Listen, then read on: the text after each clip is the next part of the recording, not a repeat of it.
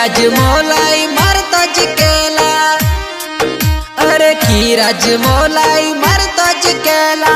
मानुड़ा गाँव में छदे गया रे, मानुड़ा गाँव में छदे गया रे। मिना ओ मिटिया है किलियो गया छदे, ओ मिटिया तो किलियो गया रे।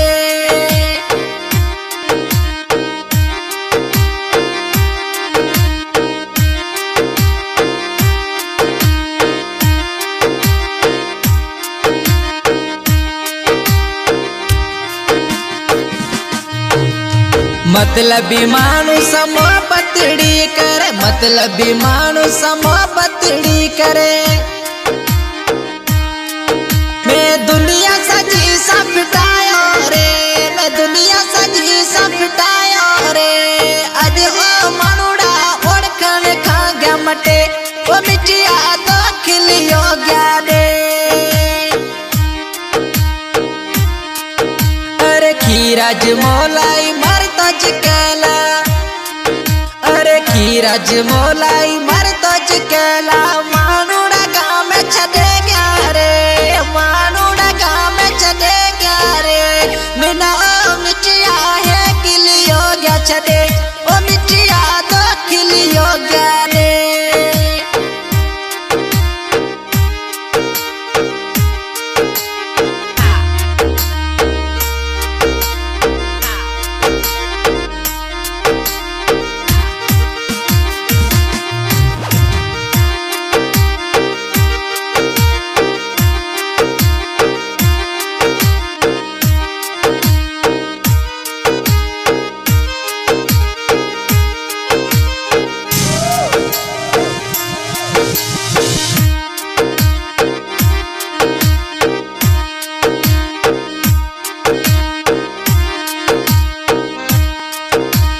दिलड़ी रा दर दिया क्या न सुनाऊं, यार सफाते प्यो चरियो फिराऊं। न कि साथी सजड़ को सुझे तो रे, सजो गाम ए सुना लगे प्योरे। जिका सामे निभायो ओ मानू अड़ा गल दे, ओ मिटिया तो खिलियो गया दे। अरे खीराज मोलाई मरतो जिकेला, अरे खीराज मोलाई मरतो जिकेला। मानुड़ा गाँव में छदे गया रे, मानुड़ा गाँव में छदे गया रे। मिना ओ मिटिया है किलियो गया छदे, ओ मिटिया तो खिलियो गया रे।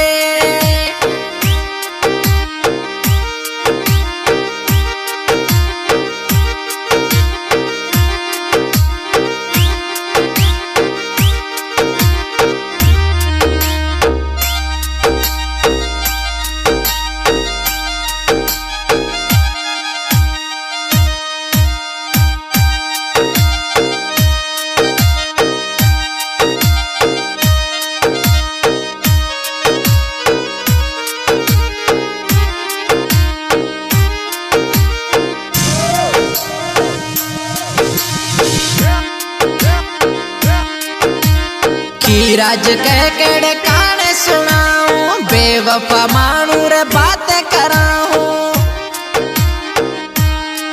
मानसी गानी नारिन मेरो ले गयो रे, मजा प्यार पुराना भूले गयो रे। अज है गलियो करे गणतियां में गयो गदे, ओ मिटिया तो खिलियो गया दे।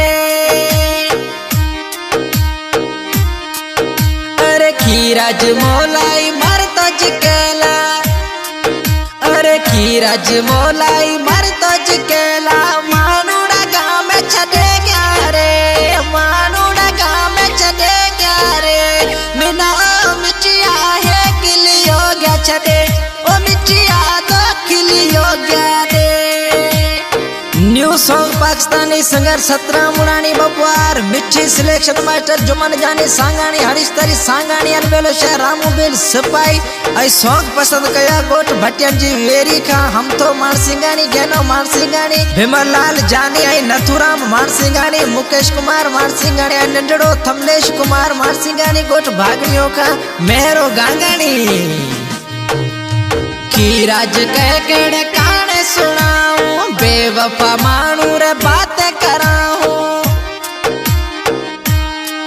मानसी गानी नारी ने मेरो ले गयो रे, माजा प्यार पुराना भूले गयो रे। आज है गलियो करे गणतिया में गयो गडे, वो मिठिया तो खिलियो गया दे।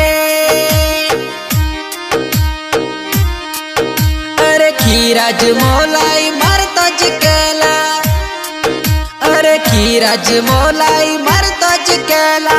मानूड़ा गाँव में छदे गया रे, मानूड़ा गाँव में छदे गया रे। मिना मिठिया है किलियो गया छदे।